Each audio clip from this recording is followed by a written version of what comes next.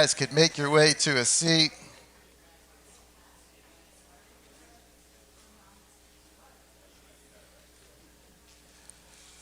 Good morning to everybody and Shabbat Shalom to you.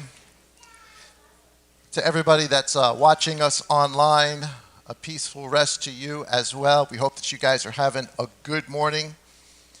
And yes, we have a lot of things coming up, obviously, with the feast days. I love this time of year. Pastor Matt is right.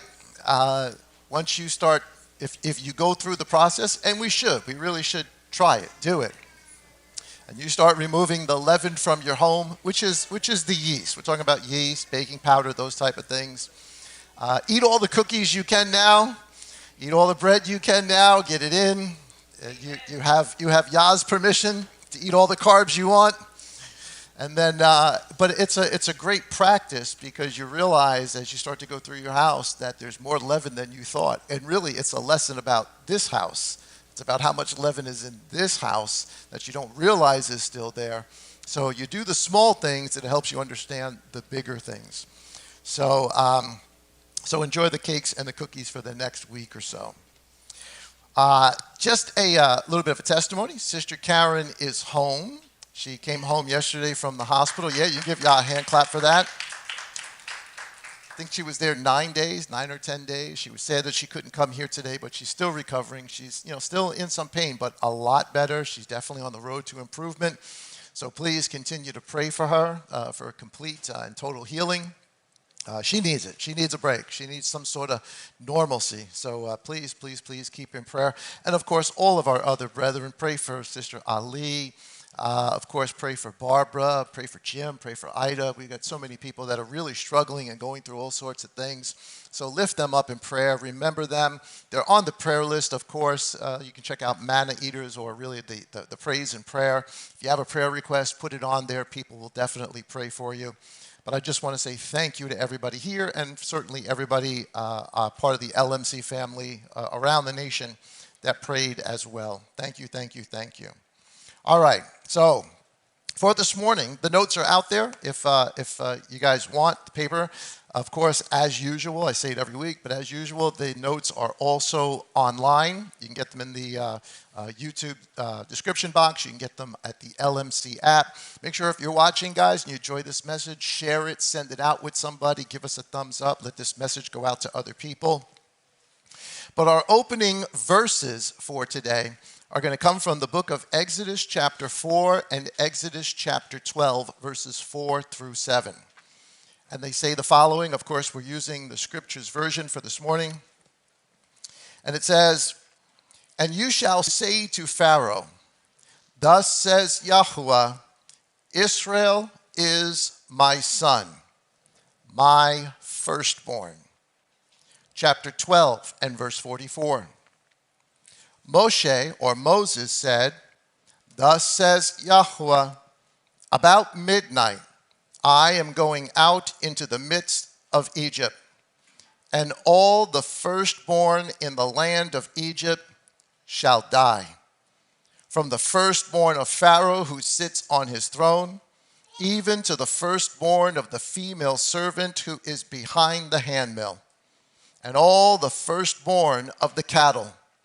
And there shall be a great cry throughout all the land of Egypt, such as has never been or ever shall be.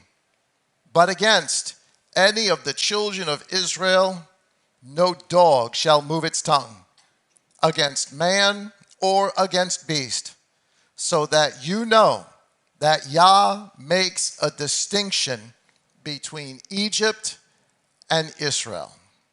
For a few moments this morning, the title and the topic of the message is Passover, Prophecy of the Firstborn. Passover, Prophecy of the Firstborn. I know you guys know the prayer here with me, so say it out loud with me, everybody. Of course, you at home, say it with us. Father, give us eyes to see, ears to hear, and a heart that is willing to obey. In the Master's name, amen. Amen. Okay, so obviously we are in that season. A lot of the world, a good portion of our world is thinking about the resurrection, thinking about Passover. Of course, we're moving into the feast days and we're thinking about all of it together, Passover, resurrection. We do not do one or the other. We just put it all together because it is all one big, amazing story. I hope that by the end of today, if you don't realize that, you will realize that this is one story from Genesis all the way to the book of Revelation. That every covenant that's given, every story that's given, every prophecy that's given is not isolated and by itself, but it is part of a much, much bigger story. And the way that Elohim speaks to us is progressively over time. He gives us bits and pieces of the story as we are ready to hear them, as we're ready to understand them until the full story comes. And I think you're going to get a chance to really see that in today. But it being, of course, the spring feast season where we think about all of these things, last week, if you remember, we started talking about Passover. We talked about the coming of Messiah, the riding into Jerusalem upon a donkey, and the firstborn aspect of it from that point. If you remember, the high priest walks in first. He does it on the 10th day of the Abib, or the 10th day of Nisan is what it's called today. He comes in with the lamb and comes into Jerusalem with the Passover lamb. Messiah on that same day rides into Jerusalem, but on a donkey, fulfilling the prophecy of Zechariah chapter 9. And we also talked about Messiah coming in glory. That is to bring judgment. And the question was, which one did he come as? And the truth is, he came as all of them. Messiah came as the high priest riding into Jerusalem on a donkey, but he was also the lamb. And in 70 AD, they got to see him in glory as judgment came upon the nation of Israel, with not one stone being left upon another as the temple is destroyed. All of them become true in the story of the Passover, or are connected to the story of the Passover. But the thing we focused on is, why does he come on a donkey? And of course, we connected that to the beast and to the nations, that Messiah riding in. This is not just a story about the Passover the way most of our Jewish brethren think of Passover today. Because if you don't understand who Messiah is, all that you have of Passover is the story of Egypt. And that's wonderful. That's good. We should understand the story of Egypt, but understand that the story of Egypt is part of a much bigger story. It's part of that story, or part of that story. Messiah riding in as the donkey is to fulfill a prophecy given to ancient Israel after the Passover. That to commemorate, to think about the Passover all through the year. Every time a firstborn son was born, you were to redeem him. You were to buy him back. You were to take a lamb and you were to slaughter him and buy him back from Yah, because the sons, we'll find out in a second, the firstborn sons were destined to become priests, but you buy back your child. You redeem him. Same for the donkey, except the donkey is bought back with a lamb. All the animals get killed themselves, all the firstborn animals, but a donkey doesn't get killed. It is also redeemed with a lamb, representing all the beasts in Egypt that died, the firstborn beasts that died that night of Passover. And if the donkey is not redeemed, then the donkey dies itself. And we said that this was really a prophecy of not just the coming out of Egypt that we are all familiar with, but this was a prophecy and a telling of the coming future Passover, when all the nations would be included, all the beasts, all the donkeys. It's funny that God thinks of us as beasts, but that's what the scripture says. We are beasts. We are the nations. And the nations would come. So represented in that picture of Messiah riding in and everybody shouting, Hosanna, Hosanna, is both the lamb coming in as the Passover for the firstborn Israel, but also the lamb coming in as the Passover for the firstborn Ephraim, who is the fullness of the nations. All of this is review. Hopefully you listened to last week, but it's important because it has a relationship to what we're talking about today. We're going to continue with the idea of firstborn and the Passover. And underneath there it says Passover. The concept is Passover saves the firstborn from death. That's the story of Egypt. But it is also the story of Messiah. And that very thought was supposed to remain on our foreheads and on our hands. That is in all that we think, and that is in all that we do. Not just in the Passover season, but every time a firstborn comes into the world, ancient Israel was supposed to think about these things. Israel, he says, this comes right out of where we just finished reading in Exodus 4. Israel is my firstborn, the entire nation. That is all of the tribes who were there in Egypt. And yet we also read last week in Jeremiah 31 that concerning Ephraim, the fullness of the nations, he says, for I shall be a father to Israel, and Ephraim, he is my firstborn. Now you read that and you think, wait, are there two firstborns? Technically, yes. But there's a much, much bigger explanation and story to this that we'll get into right now. Okay, so with all that as an introduction, on your notes, number 4. Let's talk about the firstborn for a second. Give us some definitions here. Again, like we always do, you know what we're going to do, guys? We're going to go round them out a couple times. But bear with me, because this will hopefully all make sense later on. So, the importance of the firstborn. Now, it is, I guess, in our culture too, you know, for a dad, a mom who has that firstborn son, especially a dad who has that firstborn son, that's a sense of pride. Your family line is going to continue on. Your name is going to... It doesn't mean we don't love our daughters. We absolutely love our daughters. But we're just looking at it from that perspective of a dad. That firstborn son is a matter of pride. But it's not... The way it is today is not the way it has been in ancient times. There was a much, much heavier weight on the concept of a firstborn son than there is today. On your notes there, the firstborn son, which is called the Bechor in Hebrew. This was a foundational, legal, and social pillar. This was huge and not just to Israel, to the Middle East. This was a concept across the Middle East, but certainly we're looking at it in relationship to the people of Israel. This was a foundational legal and social pillar. It wasn't just about being the oldest. And for all of us that have siblings, you know the oldest is always the one that bosses you around, tells you what to do, first in line.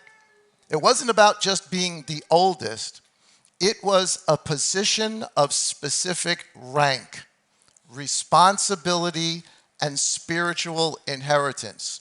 So to be the firstborn brought a lot of responsibility with it, a lot of blessing as well, but also a lot of responsibility with it. The right, or what was given to the firstborn, was supposed to be, amen, sister, I love you too.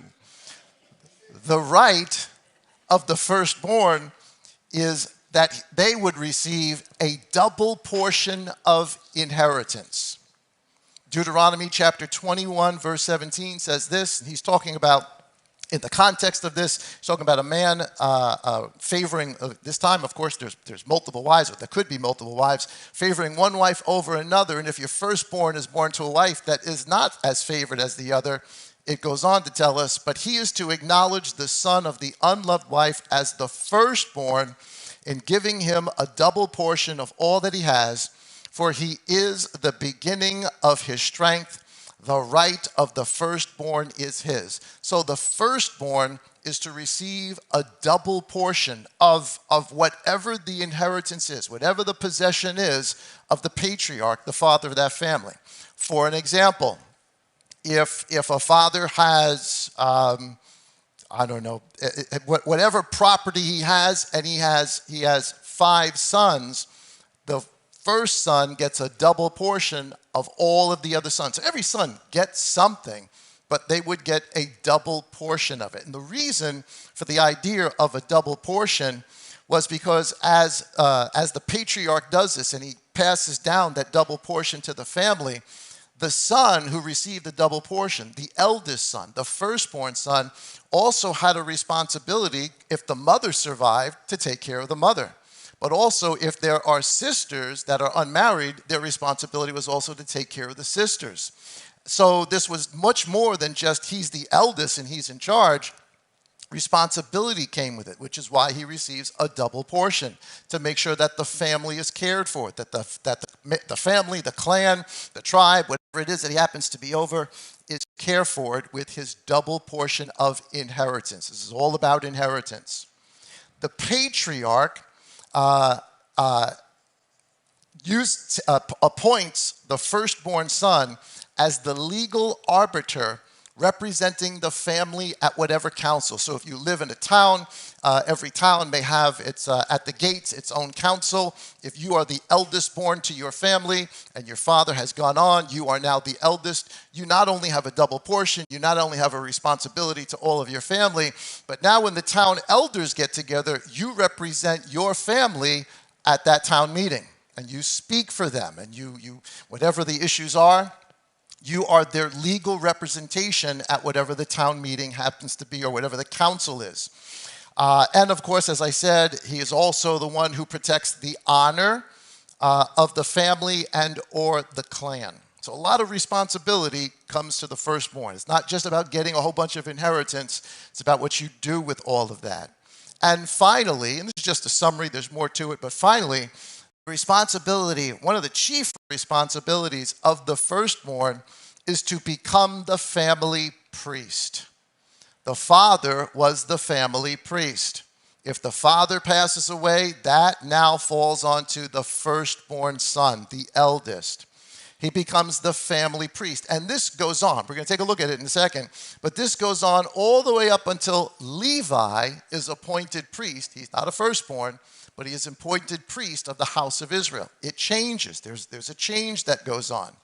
But before that, the Melchizedek priesthood, the king priest, because as the firstborn, you were the patriarch, you were the king, you were the ruler of your family, both in legal matters, in social matters, in protection, in representation, and all of that. But you were a Melech, but you were also a Zedek. You had to walk in righteousness. You had to protect your family. You had to be a good man. You had to take care of mom. You had to take care of sisters. So you were a Melchizedek, the firstborn priest of your home, passed on from father to son. And of course, later on, and this is the reason for Exodus 13, when it says that the firstborns to be redeemed. They buy back, they purchase back the firstborn. It's called, if I'm pronouncing this right, the Pidyon Haben in Hebrew, which just means they're purchasing back the firstborn sons, the firstborn animals, and of course the donkey, which connects us to last week's message. They were buying them back from divine service. Elohim was going to now, after their sin, use Levi as the priesthood, not the firstborns. But, and we're not even going to get there today, but Elohim's overall intention was always to have the firstborns as the priest. We'll get there a little bit later. All right, so it's just some historical background to sort of lay a precedent down for everybody, a foundation, if you would. I want to talk to you about Passover, not necessarily in the way we've always talked about Passover, but I want to share with you the Passover prophecy. The Passover prophecy and its promise of the firstborn, or the Melchizedek, the lineage of priests that are firstborns to their family. Now, number 6 on your notes, if you're following along, actually number 5 on your notes, it's number 6 on the slide up there. This is the prophecy or the promise of the firstborns, the Melchizedeks. This starts all the way in the book of Genesis. Now, I'm going to read through, there's a list there, hopefully it comes out on your notes the right way. The Melchizedek, the one who is appointed priest first. If you've been listening to all the messages for like the last 5 or 6 weeks, everything we've been talking about is going to get summed up today. Because we've been building piece by piece by piece over the last weeks, bits of information to help us understand something bigger today. Adam is the firstborn. He is the firstborn of man. He is Adam, of the blood, of the ground. He is man. He is promised a seed, the whole situation in the garden. After the eating of the fruit, The woman and the man are promised a seed, a firstborn, a Melchizedek to come from Adam and from the woman who would eventually crush the head of the serpent. The serpent would bite the heel of the seed. That is Adam. His name means, the definition of his name, or one of the definitions, the main definition of his name is man. So when you say Adam or mankind, you could say man or mankind. It means the same thing. His next son, at least in the lineage that we get in Genesis chapter 5, we're going to get into some of the intricacies of it in a second. But when you get to Genesis chapter 5, the next son, who is the Melchizedek, is Seth. Seth, and his name means appointed. So you have Adam, which means man, Seth, which means appointed. Seth's firstborn son, his Melchizedek, is Enosh. And Enosh's name means mortal, frail, or miserable. His firstborn son is Kenan. And Kenan's name means sorrow, dirge, or fixed. He has a son named Mahalalel. Mahalalel's name means the blessed God, or the praise of Elohim. He has a firstborn son named Yared, or we would say Jared, but it's Yared. Yared's name means shall come down or descent. He has a firstborn son named Enoch. Enoch's name means teaching, dedicated, or commencement. He has a firstborn son named Methuselah. Methuselah's name means his death shall bring. He has a firstborn son named Lamech. Lamech means despairing or made low. He has a firstborn son named Noach, or Noah, and his name means rest or comfort. This is the genealogy as we have it in chapter 5, and sometimes you read it, you don't realize what's actually being told to us. All the firstborns are being given to us. This is how important this is, how vital the idea of firstborn is. The rulership of the family, the caring of the family, the representation of the family. The priesthood went from father to firstborn, and the inheritance went from father to firstborn, from generation to generation to generation, all the way to Noah. And then you know what happens with Noah. Now we're talking about the flood and the ark and all the rest of that stuff, and things get a little squirrely, but we'll get into just how incredible it is. Here's the prophecy. Everything we just read is a prophecy. Everything we just read is not just a prophecy, it is a prophecy about Passover. Everything we just read is a prophecy about the Passover. You know, there's a verse in the scripture that says, a good name is better to be chosen than great riches. Now, most of us would rather say, listen, you can call me Homer if you want, but if I'm a billionaire, who cares, right? But from a biblical sense, a great name is rather to be chosen. Why? Why would a great name be better than even riches? Well, Elohim can give you riches no matter what your name is, or take them away from you no matter what your name is. But the great name he's referring to, if that this is a name given to you of the Spirit, is that your parents took time to think about that name, and they named you something specific for what was going on in their family life, what was going on in their home, because our names are not just names, our names mean something. My name, David, means beloved. Beloved. Beloved of El. Just like Dawid or David of the Bible. He was beloved. My last name, Sains, means holy one. Separated. Like Abba has a real sense of humor, doesn't he? My name means the beloved holy one. Boy, did I really mess that one up. But that's what the name means. A good name is rather to be chosen than great riches. Because Abba is awesome. Elohim is awesome. And if you are a man or a woman, a mom or a dad of the Spirit, in the context that we read in our Bible, Elohim will move you to name that child, because it will mean something much bigger than just their name. Because when you put all of these names together and their definitions, here is what's said. Adam, man is appointed. Seth, appointed. I'm just going to read the whole thing and go through it. Man is appointed mortal sorrow. Now the but is me. I'm putting just some connective words in there, and I put it in yellow so you see, just to make sense of this. Man is appointed mortal sorrow. That means death. Mortal sorrow means death. Man is appointed to mortal sorrow. But the blessed Elohim shall come down, teaching his death shall bring the despairing rest and comfort. Wait a minute.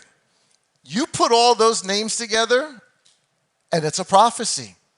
It's a prophecy of the coming son, of the seed promised to Adam, of the firstborn to come. One more time. Adam, the man, is appointed, Seth, to mortal sorrow, Enosh.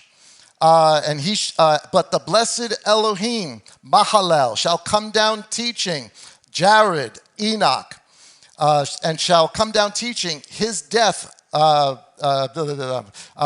him, Methuselah, his death shall come. Lamech, despairing, and be made low, and despairing rest and comfort. Noah. Each one of these names tells us a part of the prophecy of what was coming. That's why a good name is rather to be chosen than great riches. With that in the back of your mind, keep it there for a second. This prophecy is now going to unfold from one end of the book that we just read or looked at all the way to the other end of the book. The prophecy of the firstborn continues in the scripture. Number 6 on your notes. Now, I want to share a principle with you that we're going to talk more about next week when we do our mikvah, but it'll apply today as well. It's the what I call the spiritual principle of transfer. In this particular case, inheritance transfer. That what is one individual's can be, whether it's title, position, inheritance, can be transferred over to someone else. Either spiritual transfer, inheritance transfer, whichever name you want to give it, this becomes a spiritual principle. All of us are all part of a transfer. We all have received something that was not ours to begin with. And we now have title and position in that thing that we received that we had nothing to do with, that somebody else had to do with. We received that title and position. How many of us are righteous before Elohim? Every hand should be up for that one. I know you're looking at each other and say, okay, let me see who's going to do that. No, every hand should be up. That means you are in right position with Elohim. Now, how many of us act righteously every day? Now that you got to be like, oh, all right, sometimes put half a hand up. That's different. That's a whole totally different story. But you have received a position. You have had transferred to you a position you didn't even earn. Someone else earned. Well, we don't start this now in Messiah. This goes all the way back to the beginning. Because in the beginning, the firstborn is Adam, mankind. The next firstborn is Abel, not Seth. You know the story, Cain and Abel. Abel's the firstborn. The promise that was given to them in the garden should go through who? Abel. Except the story then tells us that Cain and Abel, or really Cain, is upset, doesn't like his brother, what he does, being accepted before Yah, and he kills his brother. Well, if the firstborn has died or has been murdered, you can't very well give the firstborn status to the secondborn who murdered. What has to happen? Or what happens is a transference. It gets transferred now to the thirdborn, which winds up to be Seth, which is why his name means appointed. He was now appointed as the firstborn. So in the beginning of the story, as soon as this thing starts off, the whole issue of the firstborn is that the firstborn is killed by his brother for religious purposes, the offering that's brought. And then another firstborn is indeed appointed. And then the list that we read before goes all the way down until Noah. The flood occurs, they go through the flood, they come out on the other side, and the next thing we see is that there's a Melchizedek, who is with Abraham celebrating the coming back from the victory over the armies that took Sodom, and his nephew Lot with bread and wine. And Abraham is now blessed, a prayer is given to him, and the story now shifts to Abraham. And the story of the promise shifts to Abraham. From Abraham, and even though Abraham is not the firstborn, Abraham is the secondborn of his family. Terah, his brother, is the firstborn. But what happens with Terah, his brother? He dies. So what happens? It gets transferred to the next one. And Abram makes the journey after his brother's death to Canaan to continue the story as you and I understand it. Well, Abraham is told that a promise is coming to him after the whole thing with Melchizedek, that he is going to have a son, a child, a firstborn, because his whole argument is, or his whole problem with Elohim is, I have no son to give an inheritance to.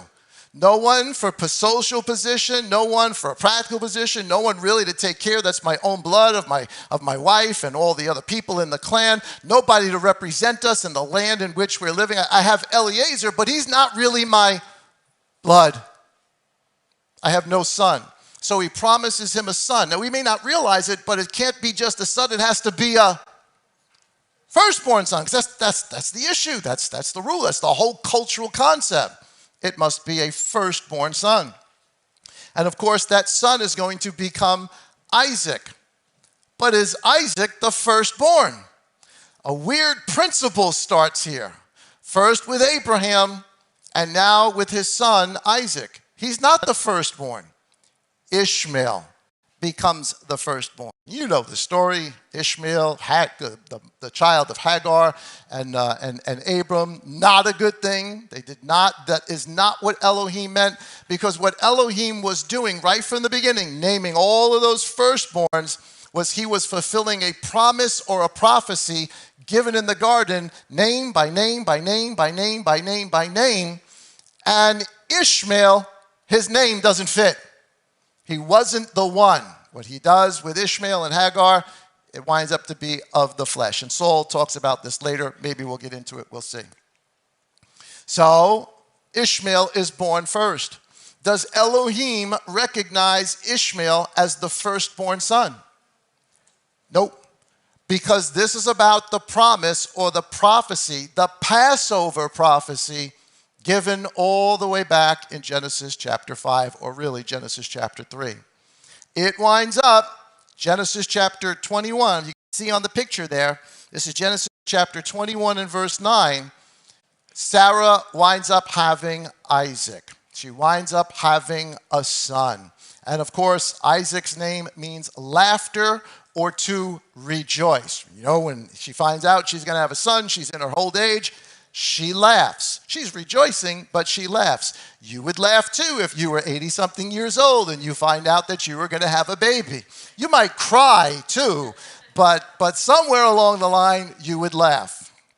She laughs, and they name him Isaac. Unfortunately, the brother who was already there, Ishmael, it's not a good thing. There's conflict between the two of them. Boy, what does that remind you of? Cain and Abel. And Sarah, to make sure this thing doesn't go any further and they don't wind up like the other story, she says in verse 9, and Sarah saw the son of Hagar, the Egyptian, whom she had borne to Abraham, mocking. And it means persecuting. So she said to Abraham, drive out this female servant and her son, for the son of this female servant shall not inherit the double portion, the name, the authority, the priesthood, and everything that comes with it. He shall not inherit with my son Yitzhak or Isaac. So she kicks them out because she wants the promise, and she realizes the promise is to be to her son. Now, I mentioned this, you guys can look this up, but later on, Saul uses this as an argument for all of us. We'll maybe talk about this next week, but Saul uses this very story to really solidify what I'm telling you today, but even more than that. So that's the picture there, a firstborn. And yet, the story has now gone from it gets messed up in the beginning, and it's the thirdborn. Then it's the firstborn. Then it's the actual secondborn who becomes the firstborn. And now it's the secondborn who becomes the firstborn.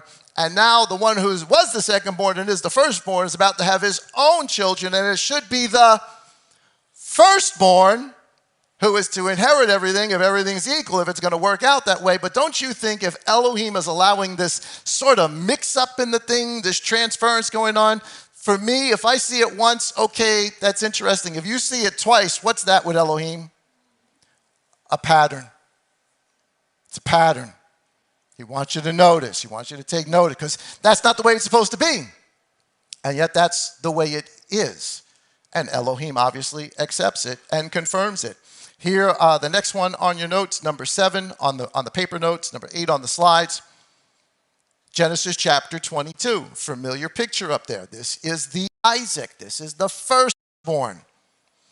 Genesis chapter 22, verse 1, it says, and it came to be after these events that Elohim tried Abraham, tested Abraham, and said to him, Abraham, and he said, here I am.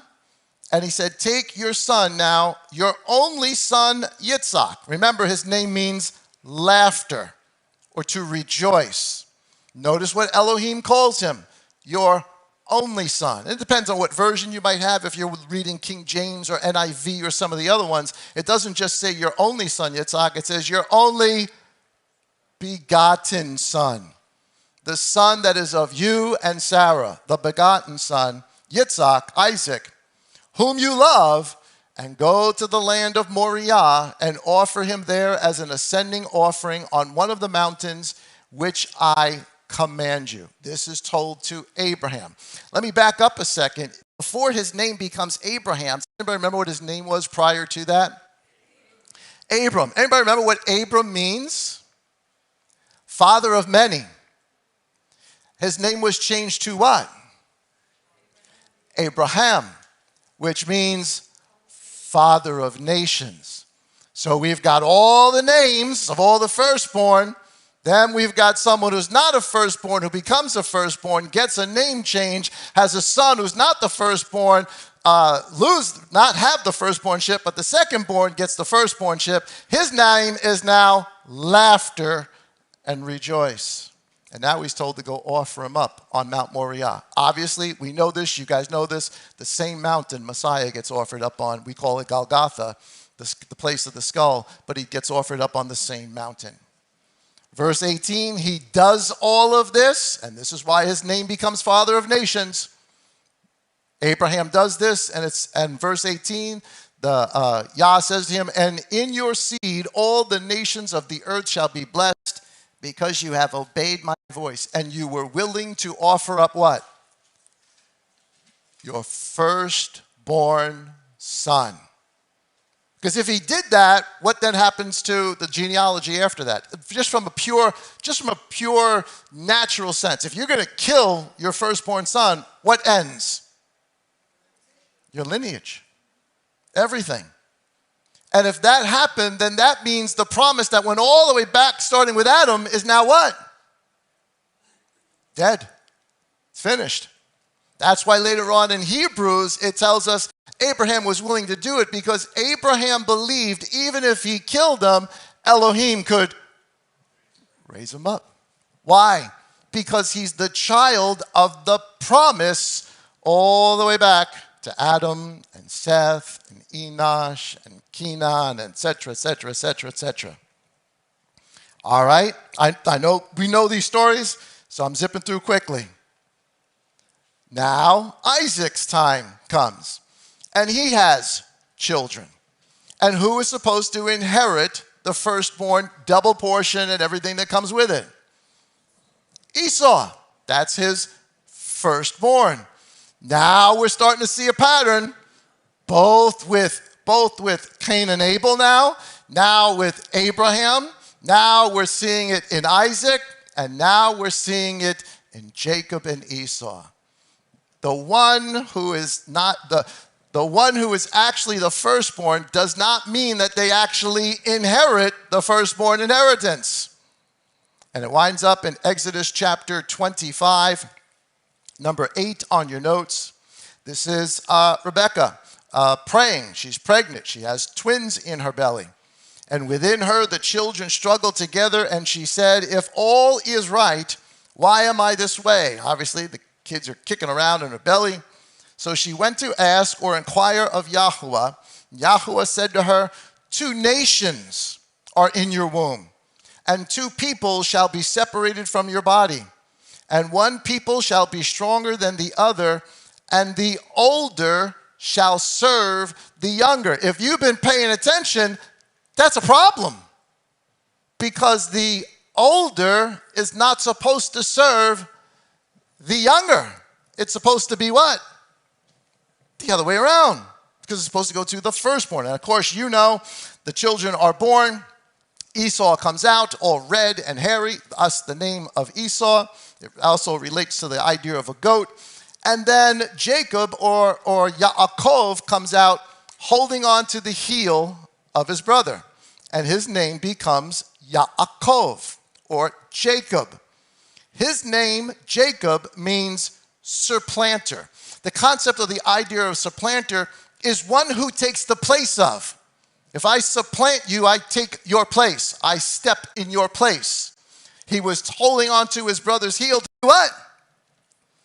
To supplant him. But he comes out second. He comes out second, and story goes on. The firstborn is Esau. All the inheritance goes to him until we get to this part of the story. Verse 31. I know I'm zipping through lots and lots of history, but we've talked about this before. Esau comes back from hunting. He's hungry. Jacob is making lentil stew, and his brother wants it. Now, I think this really has a much, much bigger part to it. This is about, really, I think it's connected with the death of Abraham, and this is a ritual that's going on. But that, aside from that, put that all aside a second. Just the bare bones of the story is that Esau is hungry. He's come out from hunting. He wants food. His brother's got food. And just like every other older and younger brother, what's going to happen here? They're going to haggle. Listen, many of my brothers did this all the time. Can you do me this? Can you give me a favor? Yeah, but that baseball card, you know what I keep buying? I'd like that. I'll do the dishes for you. I'll take out the garbage, but I want something. That's what brothers do. That or they fight over it, one or the other, and then whoever wins, wins. They haggled. So Jacob wants something. The inheritance. He wants firstborn status. He's about to, or is trying to, supplant Yaakov, his brother. And unfortunately, he says to him, verse 31, and Yaakov said, sell me your birthright today. I'm skipping a couple of verses, getting to verse 33. It says, then Jacob said, swear to me today. And he swore to him and sold his birthright to Jacob. Wait, what did Jacob just do? He bought. He purchased. What's another word that we are more familiar with for purchased or bought? Redeemed. He redeemed the birthright from his brother. He paid for it. He paid for it. It goes on to say, and he swore to him, and he sold his birthright to Jacob. And Jacob then gave Esau bread and stew of lentils, most expensive lunch ever. And he ate and drank and rose up and left. And here it is. Esau despised his birthright. How important is the birthright? Adam to Seth to Enosh to Kenan to Yared and so forth and so forth and so forth, all the way to Noah. That's how important it is that it's there in chapter 5, father to son, father to son, father to son, father to son. And here it is, he's despised his birthright. Of course, you'll read later on, Jacob I loved, Esau I hated. And we'll maybe get into that another time as to what that really means. His name is supplanter, the one in place of, or holder of the heel. It also has another meaning to it, Yaakov. It can also mean, may God protect. May Elohim protect. But that doesn't remain his name, does it, in the story? Because he goes away, finds a wife, comes back with all of his children, or most of his children. He doesn't have all 12 yet, but most of his children. Comes back, and his brother Esau is doing the same thing, has the same thing in mind that Cain had, has the same thing in mind that Ishmael had. I don't like my brother. I'll kill him. I'm going to take the inheritance. It's mine. And of course, Jacob's concerned when he comes back, splits up his family. And before he crosses over to see his brother, he wrestles with somebody. He fights with somebody. Peniel. He fights with, it says the angel or the messenger. I think we're talking about Mashiach, before he is Mashiach. He fights and he wrestles with him, and it says he wrestles with him all night. Now, was it really a wrestling match? I could just, do you ever see, you ever have a big brother, maybe 5, 6, 7 years older than you, and you start wrestling with him, and he's just standing there, you're on his leg, and he's just like shaking his leg, pushes you over, you come back, he shakes his leg, he pushes. I'm sure this was not a wrestling match, and this was not WWE. We're not talking about, there was no, Superfly, there was no, whatever it's called, hammer throws, none of that was going on. But it was a wrestling match nonetheless. And Jacob wouldn't stop. He just kept going and going and going and going until finally daybreak comes all over the night. And all the angel has to do, or all the messenger of Yah has to do is what? Touch. And when you read it, and when you look at some of the definitions in Hebrew, it doesn't mean like he touched him and slammed him. It literally means he touched him.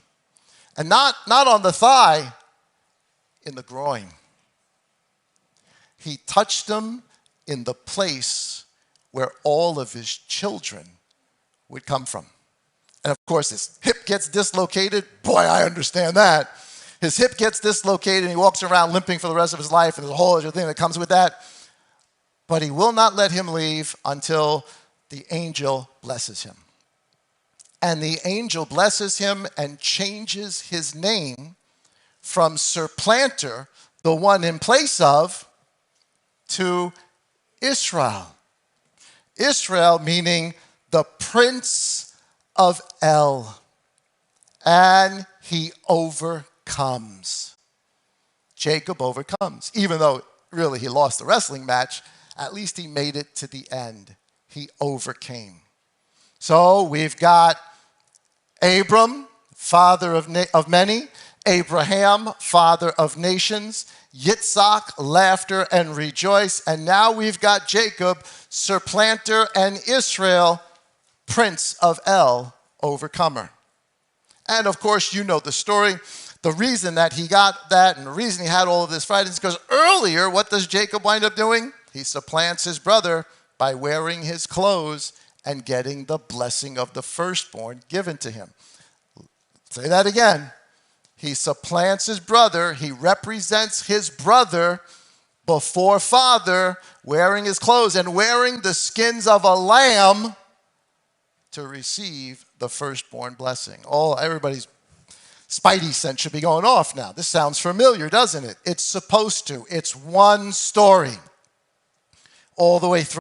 Each covenant connecting to the one prior to it. Not dismantling and moving it and getting rid of it, but adding to it so that the story gets more and more clear until we get to the prophecy of the Passover. This is all about the prophecy of the Passover.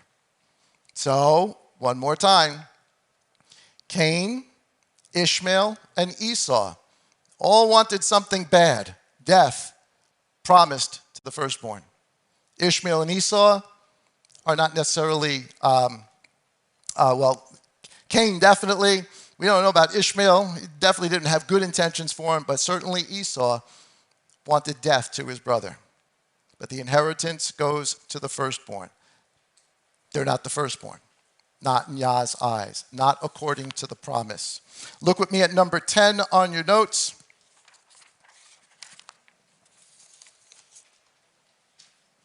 Oh, it's number 9.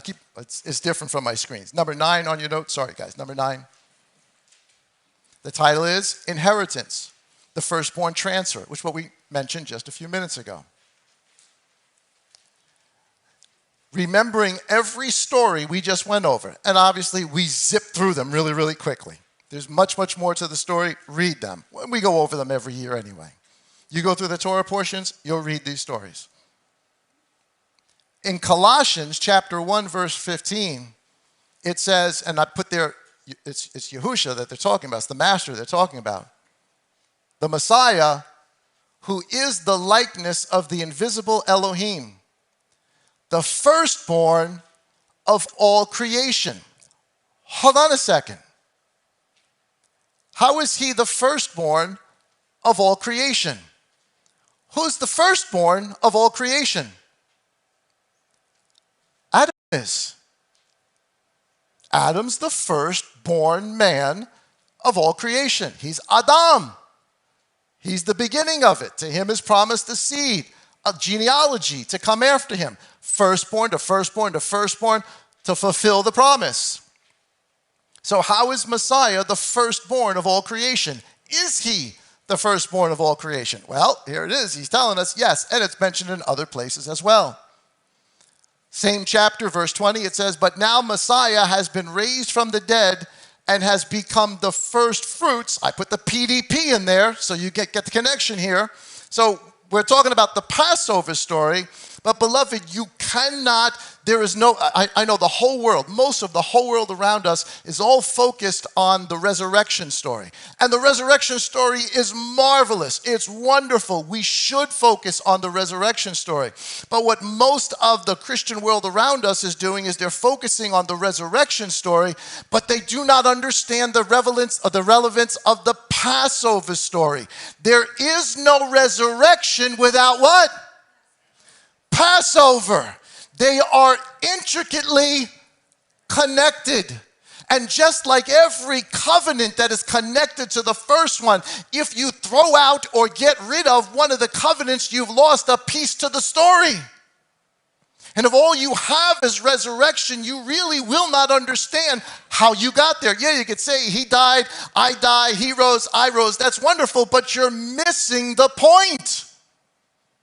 The point has been in detail given to us chapter after chapter, story after story throughout the entire book, and expects us to understand it. So, how is Messiah the firstborn? But now Messiah has been raised from the dead and has become the first fruit, the firstborn of those having fallen asleep. Messiah is not the firstborn, Adam is. What is Messiah? The firstborn of a new creation. Oh, did you understand what I just said? He is the first fruits, the first one born from among the dead. Nobody in all of history ever died and then came up glorified. Only he did, the first fruit. So he's the firstborn of a brand new creation, of which we're not there yet. We're sort of in the limbo process. We understand resurrection. We've identified with resurrection. We'll talk about this next week. We identified with death. We're walking in newness of life, but the real honest matter is we're not glorified yet. So we got a lot of problems. We're sort of in that earth and heaven. We're sort of in that limbo state right now, where we're struggling with all sorts of things. But we've got the transfer, we've got the inheritance, we've got the title, but we haven't actually inherited it yet. He did. He did. So he's the firstborn of all creation, of all of those who have fallen asleep or have died. So, go back to every story we just read. Adam, man, the firstborn man, Messiah, the connection with them to the Passover promise. Adam is the firstborn man that brings death. Messiah is the firstborn man from death. For, this is 1 Corinthians 15:22, for as all die in Adam, so also shall all be made alive in Messiah. The story of the firstborn Adam is a prophecy of the story of the firstborn Messiah. And every name that comes tells us the story. Isaac. Isaac means laughter or rejoicing. Isaac is the promised son that will be offered up on Moriah. Yeshua is the promised son to be offered up on Moriah. John 1:1. In the beginning, I'm reading this, most of our versions really come from the Greek. I'm reading the Hebrew text that is a little bit different. The places that is different are very, very important. The Hebrew text doesn't say in the beginning was the Word. The Hebrew translations say in the beginning was the Son. What's this whole story about? A son, a seed, a firstborn son to inherit everything, to be the priest, to take care of the family and the widows and the sisters and the brothers, and to be the representative for them, and to keep the honor and to protect the family. That's the firstborn son. So there's more detail when you're looking at it in the Hebrew. Once more, John 1:1, in the beginning was the Son, the Word. And the Son was with Elohim, and the Son was Elohim. John 3:16, for Elohim so loved the world that he gave forth his only begotten Son. Whose story is that? Isaac's. That's Isaac's story. He was the promised son. He's not the first one, but he gets the firstborn status. Remember, Ishmael came before him. Jacob then comes on, the supplanter, the one who purchases the inheritance. Colossians 1:14 with regards to Messiah. In whom, meaning in Messiah, in whom we have redemption. Wait. What does redemption mean? To buy, to purchase. Wait, what do we have in Messiah? We are purchased, redeemed. Whom we have redemption through his blood. He purchases the inheritance just like Isaac with his own blood for the forgiveness of sins. John chapter 1 verse 14, Jacob the supplanter. What does he do? How does he purchase it? He wears his brother's clothing and sheepskins to go before Father. What does Messiah do? John 1:14, and the Word, the Son, became flesh. He dressed up in the firstborn's clothing as the Lamb and came before Father. Ooh,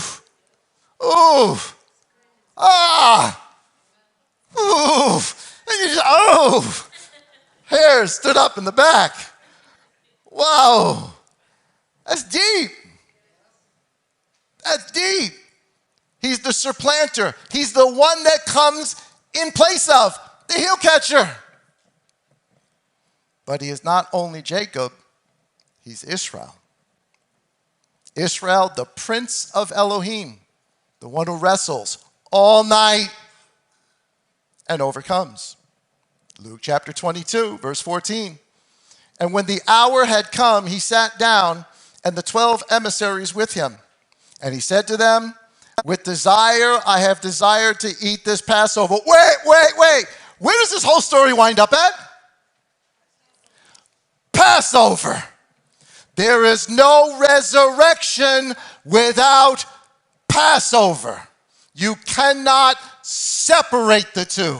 They are intricately linked together and meant to be understood together. I have desired to eat this Passover with you before my suffering. I'm just putting the PDP in there, before my wrestling. Before I wrestle. Matthew chapter 26, verse 38 says, then he said to them, this is at night at Gethsemane, at the place of the crushing, at the garden. Then he said to them, my being is exceedingly grieved, even to death. Stay here and watch with me. What is his soul, his being? Grieved. Why? He's wrestling with what? The thing Elohim has for him to do, the thing Father has for him to do. And how long does he wrestle with this? All night long. Oh, come on. Come on. It's like it's written for us right there. How do you not see that? My soul is exceedingly grieved, even to death. Stay here and watch with me. And going forward a little, he fell on his face and prayed, saying, oh, my Father, if it is possible, let this cup pass from me. Yet not as I desire, but as you desire. And Yeshua, so what does he do? He's weak. He just had his hip busted. And he does what? Overcomes. He overcomes. Doesn't stop. Knows what's coming. And he overcomes. Not my will, but yours. Then, John chapter 2, verse 19. Here's the wrestling. Yeshua answered and said to them, destroy this temple, this dwelling place, this body, and in 3 days I shall raise it up. And when did he say this? On Passover. Passover and resurrection are intricately linked and cannot be separated. He is Israel, the one who wrestled and overcame. And it tells us he's also going to have a name that none of us have even heard of yet. Another message for another day, Revelation. Okay. Stuff that's cool. Obviously, it's about Messiah, all of it. But I told you that it was a Passover prophecy right from the beginning. Number 10 on your notes. I want you to follow me with this. Adam, man. Seth, appointed. Enosh, mortal, frail, miserable. Kenan, sorrow, dirge. Mahalel, the blessed God, or praise of God. Yared, shall come down or descend or descent. Enoch, teaching, dedicated, or commencement. Methuselah, his death shall bring. Lamech, despairing or made low. Noach, rest or comfort. The next firstborn son after Noah is Seth. He's the next Melech Zedek. Who do you think came to Abraham? The Melech Zedek. The one from whom, from the beginning, the firstborn right had been passed down and passed down and passed down and passed down. And now the story, the promise goes to Abram. And then Abram's firstborn, and that gets all messed up. And then Abram's first, and then their firstborn, and that gets all messed up. And yet Elohim still keeps the story flowing all the way through in the names. Because Shem means reputation or renown. Abram means father of many. Abraham or Avraham means father of nations. Isaac means laughter or to rejoice. Jacob means supplanter in place of And Yahusha, or Yeshua, who is the Melech Zedek, the king priest, his name means Yahoshea, or Hoshea. Yahoshea, Yahusha. Yah saves. Put that all together and look what you get. Man is appointed moral sorrow, death. But the blessed Elohim shall come down, teaching his death shall bring the despairing rest and comfort. Through the reputation and the renown of the Father of many, who becomes the Father of nations through obedience, laughing and rejoicing at the supplanter who takes his brother's place, who is the salvation of Yah. Oh, somebody say amen. It's in the book. A great name is rather to be chosen than great riches. And here it is. That's the Passover prophecy. Because when does all of this come true? This is my body. This is my blood. I have longed to eat this Passover with you. Why? Because it's what the whole story has been about since the beginning. And I'm not going to eat or drink of it again with you, which means we will eat and drink of it again in the kingdom. Well, if we're going to eat and drink of it again in the kingdom, why not do it now so we begin to understand what the whole story's about?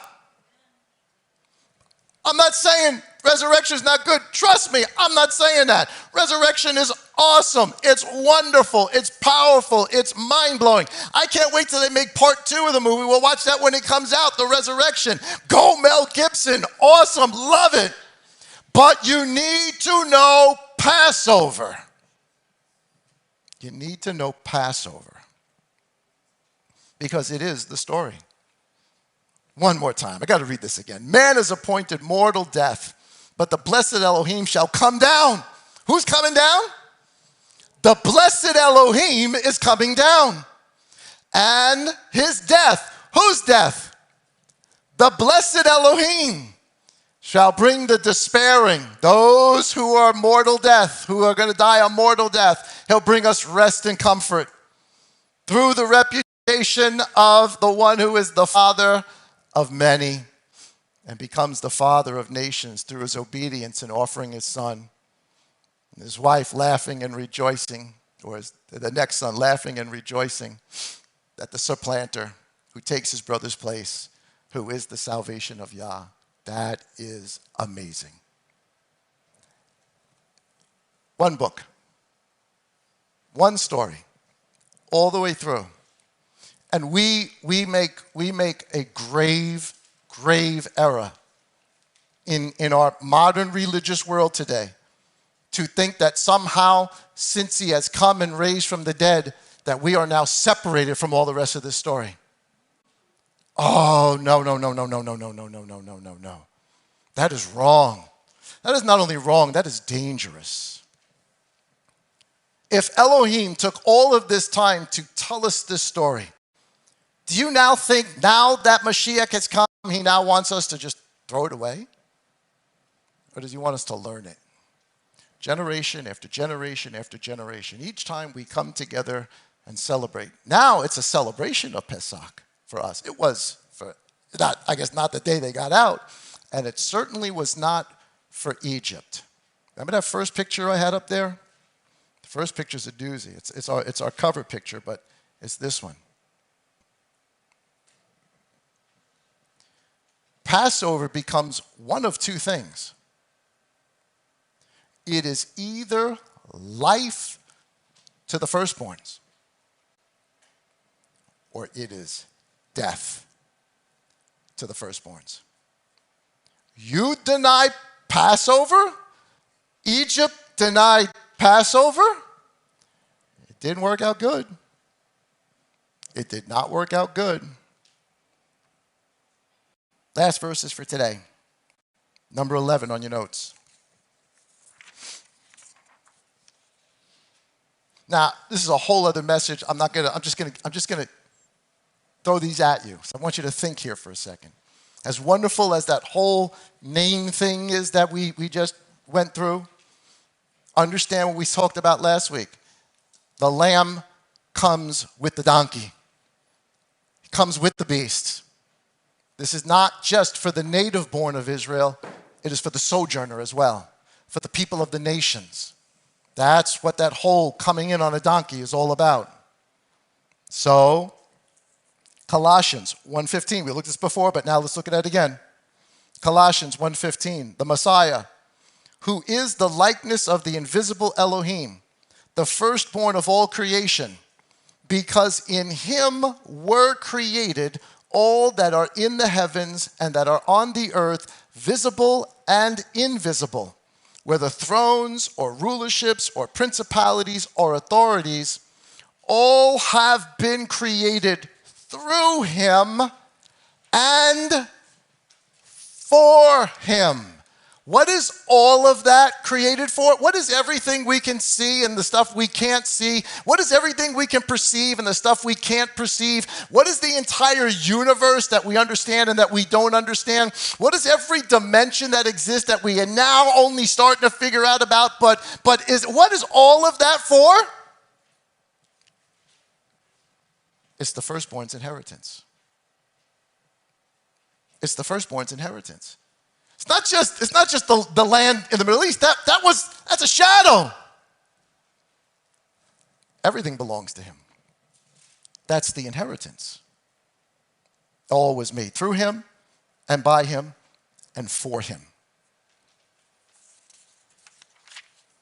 The Passover mystery. The donkey too. I keep thinking of Shrek every time I say that. Here's the Passover mystery. Ephesians 2 and verse 11. This is Saul now, putting this whole thing together for us. Therefore remember that you, once the nations, the Gentiles, once the donkey. Therefore remember that you, once nations in the flesh, who are called the uncircumcision by what is called the circumcision, that is the native born, Israel, Jews in this particular case, made in the flesh by hands, that at that time, you donkeys were without Messiah. You were excluded from the citizenship of Israel and strangers from the covenants. Not from a covenant. You were strangers from what? All the covenants. All of it. You were strangers from the covenants of promise. What's the promise of all the covenants? A coming firstborn son. That's the promise. Having no expectation and without Elohim in the world. So then, you Gentiles, you beast, you donkeys, are no longer strangers and foreigners, but you are fellow citizens with the faithful of the firstborn of Israel, that's PDP, of the set apart ones of the saints. Oh, come on, the whole thing with the name, you didn't get that? Set apart ones? Ba-dum-bum. Anyway, of the set apart ones and members of the household of Elohim. Ephesians 3:4, listen to what Saul says. In reading this, then, you are able to understand my insight into the secret, the mystery of Messiah. It's the mystery of the Passover in Messiah, which was not made known to the sons of men in other generations, as has now been revealed to the Spirit to his set-apart emissaries and prophets. The nations, the Gentiles, the donkeys, the foreigners, the strangers, the people of every nation, of every tribe, of every tongue, the people who are not part of the native firstborn, the nations are to be co-heirs. Co-heirs of what? The inheritance of the firstborn. What does the firstborn get as an inheritance? everything. It was made through him and for him. Thrones, principalities, powers, dimensions, authorities, the stars, the universe, the omniverse. Movie coming out, had it on my mind. The nations are to be co-heirs, which makes us what? Firstborns. It makes you a firstborn. It makes what happens on Passover cover you. Did you just get what I said? Without Passover, there's no resurrection. Because if there's a resurrection, but you're not a co-heir, you haven't been covered over death, then you cannot have transferred to you the firstborn status. And that's what we have. Whether you were born second, third, fourth, fifth, whatever it is, you and I now have obtained, not in ourselves, but we have been given firstborn status and an equal share of the inheritance to the one who's the firstborn of all creation. Wow. Wow, isn't that something? That's something. The nations are to be co-heirs, united in the same body, and partakers together in the promise in Messiah through the good news of the Passover prophecy of the firstborn. Beloved, there is no celebration of resurrection without the celebration of the Passover. That is Elohim's word for you for this morning.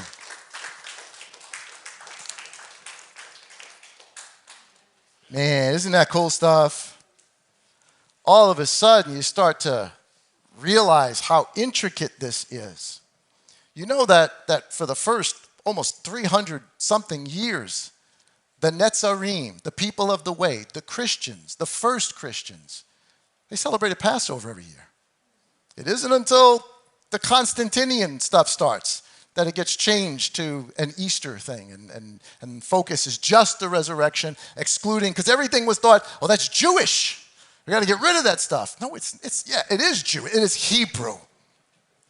It's Hebrew, but it is also the story. You can't get rid of the story, or you'll never understand what resurrection is all about. I hope that gives you a deeper insight, a bigger frame of reference to look at all of this stuff. This is marvelous. Beloved, you cannot fake this. This story is just so detailed and so consistent all the way through. You realize there is an Elohim, and he is working all things out, even to the naming of children. If he could do that, should we be worried about anything at this point? No. Doesn't mean you're not going to have hard times. Doesn't mean you're not going to wrestle. Doesn't mean you're not going to hurt. Doesn't mean you're not going to get sick, because we're still in that limbo stage. We got the inheritance, the title, but we're not there yet. We'll talk more about that next week when we get into baptism, mikvah, and the status that we're in. Look at probably one of the most important chapters in the entire Bible, the entire New Testament, to help us understand that position. But for right now, for today, prepare for Passover. Do the things he asks us to do for Passover. You yourself become unleavened. And to help you do that, get the leaven out of your house. It'll help you think about it and remember it. Because you know what a lot of us are going to do? Some of us are going to do? It's done. We're going to forget all about that. We're going to forget about it. And you know what that's going to do? It's going to have you forget about it in your everyday life as well. But if you take the time and you actually do it, yeah, it stinks throwing out Nilla wafers. I love Nilla wafers. It's tough if you got to get rid of the yeast. It's expensive. But I bought it last year. I haven't even used it all year. I didn't even know I bought it. I should have just left the thing out. But it also helps me remember. It helps me understand. It helps me understand the process that's going on with me. No matter how many times I have gotten leaven out of my house, cleaned it out, you know what I find after Passover one day? Some little stupid package of yeast or something that was stuck behind a shelf in between two things, and you pull it out and you're like, oh, my goodness. There was another one. Because you know what's inside all of us? That little stupid package of yeast somewhere on the inside. And every year we've got a chance to go back and dig in corners and places that we hadn't thought of yet. Try to pull it all out. Till he comes. Until he comes and he celebrates Pesach, Passover, with us. Abba, we love you. We thank you for your awesome, awesome word. We thank you for your goodness and your mercy to us. We thank you for the complete story, all of it. We understand that we were not partakers of the covenants, any of them. We were not part of the household of Elohim. We were not citizens of the house of Israel. But in Messiah and through Passover and the resurrection, we are now fellow citizens of the house of Israel and part of the household of Elohim and partakers of all of the covenants. And we love you for it. In the name of our Savior, Yah-Hoshea, we say amen and amen.